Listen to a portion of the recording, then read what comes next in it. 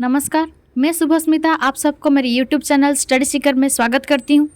तो पिछले वीडियो में हम लोगों ने देखा था फोटोसिंथेसिस के प्रोसेस के बारे में। तो आज के वीडियो में हम बात करेंगे लाइट रिएक्शन के बारे में, जो एक इम्पोर्टेंट टॉपिक है। तो चलिए वीडियो को शुरू करते हैं।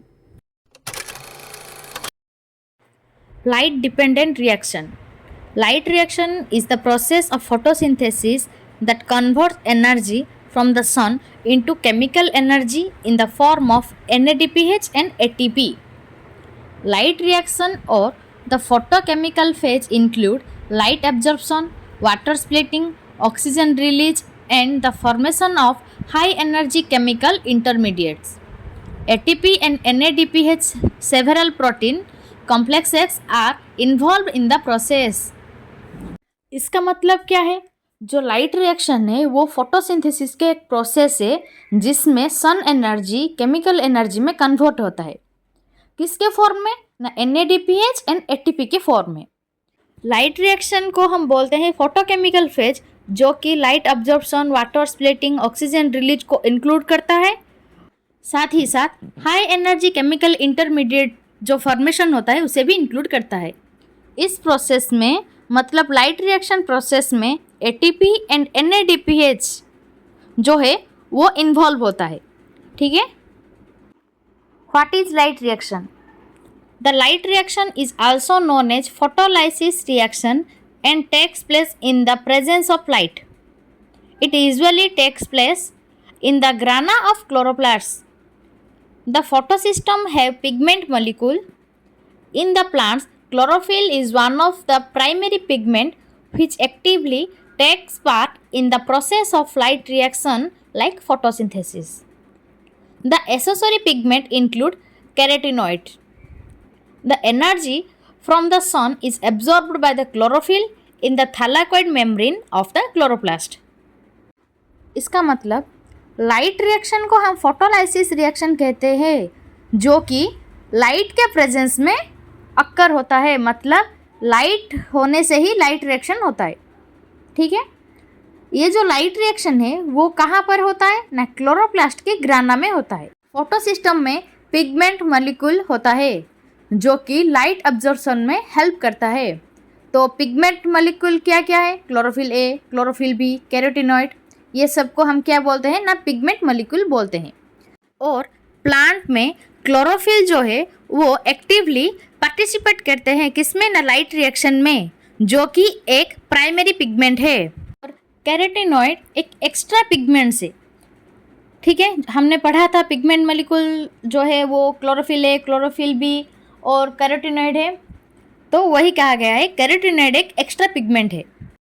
सन एनर्जी जो है वो क्लोरोफिल के द्वारा अब्जॉर्ब होता है, जो कि क्लोरोप्लास्ट के थाइलाकोइड मेम्ब्रेन में प्रेजेंट होता है। The energy is then transferred to ATP and NADPH that is generated by 2 electron transport chain. Water is used and oxygen is released during the process. इसका मतलब ये है कि जो एनर्जी मतलब सन एनर्जी जो है वो क्या होता है? ना ट्रांसफर होता है किसमें? ना ATP एंड NADPH में। किसके मदद से? ना 2 इलेक्ट्रॉन ट्रांसपोर्ट चेन के मदद से। ओके। तो इस प्रोसेस में क्या होता है? वाटर जो है वो यूज होता है और ऑक्सीजन जो है वो रिलीज होता है। ठीक है। देखो यहाँ पर एक पिक्चर है जिसमें सनलाइट क्या होता है? ना ATP एंड NADPH में ट्रांसफर होता है।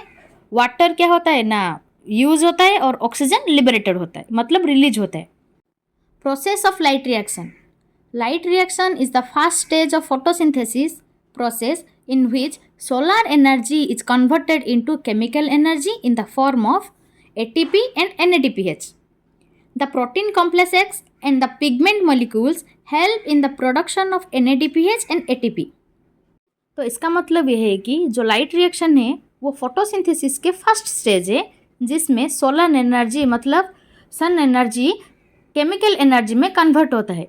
किसके फॉर्म में? ना ATP एंड NADPH के फॉर्म में। तो यहाँ पर जो ATP एंड NADPH प्रोड्यूस हुए वो protein complexes and pigment molecule के हेल्प के द्वारा हुए।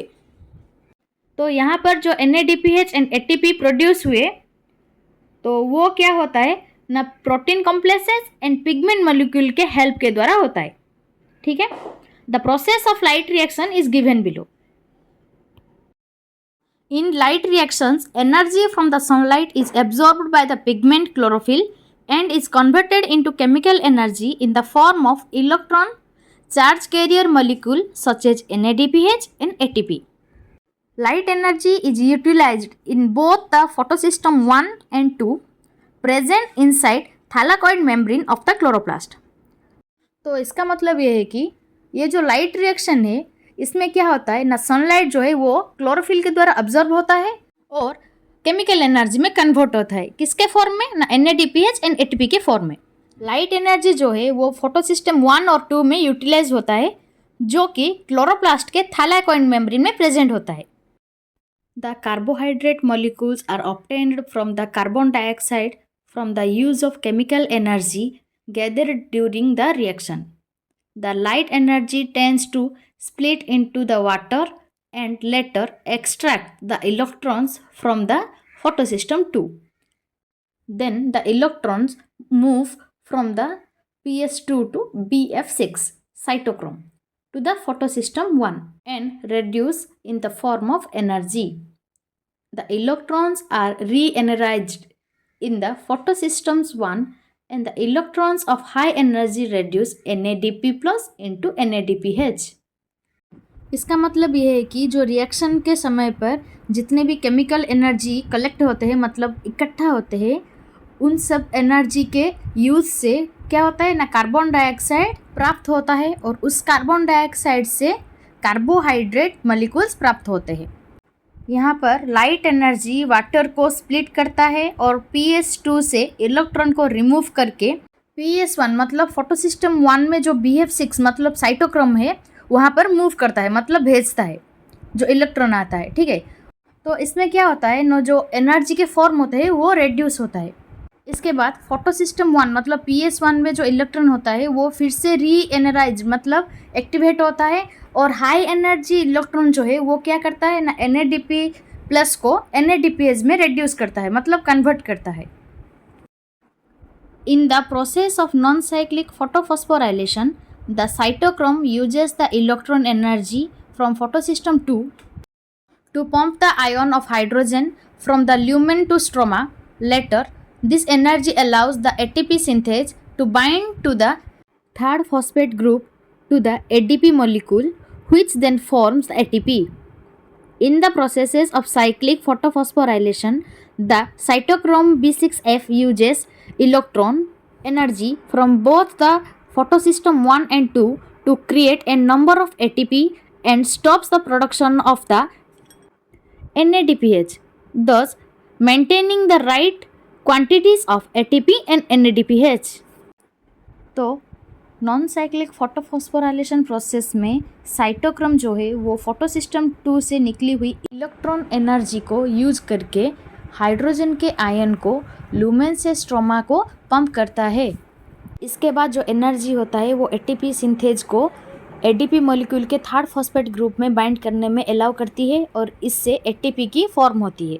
और साइक्लिक फोटोफॉस्फोराइलेशन प्रोसेस में साइटोक्रोम B6F जो है वो फोटोसिस्टम 1 और 2 के इलेक्ट्रॉन एनर्जी को यूज करके बहुत सारा ATP को क्रिएट करता है और NADPH की प्रोडक्शन को स्टॉप कर देता है, जिससे कि ATP और NADPH की जो क्वांटिटी है वो मेंटेन होकर रहता है। ठीक है, अगले वीडियो में हम लोग देखेंगे PS1 और PS2 के बारे में। अगर वीडियो अच्छी लगी तो लाइक, शेयर एंड सब्सक्राइब ज़रूर करना।